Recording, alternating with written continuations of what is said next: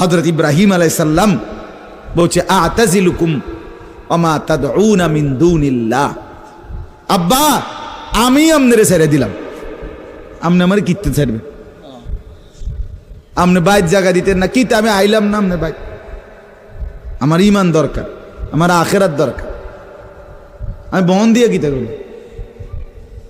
আমি সোফা দিয়ে করবো কি? আমি বিল্ডিং দিয়ে করবো কি? যার বাপে বিল্ডিং করে দিছে না হাতে বেড়া পরে আর বিল্ডিং করতে আসছে না, মা কথা কয় না, বোঝেন নাই আমার কথাটা? যার বাপে জমি কিনা দিতে আসছে না এবারে পরে এবারে ফুতে আর কোনোদিন জমি কিনতে আসছে না, তো তো কি আপনি যে একবার উল্টাইয়া গেছেন।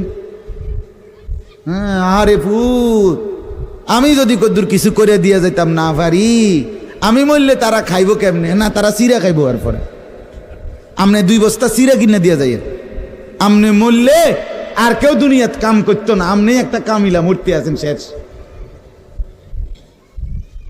এটা ধোকার কথা না, বলেন না কেন?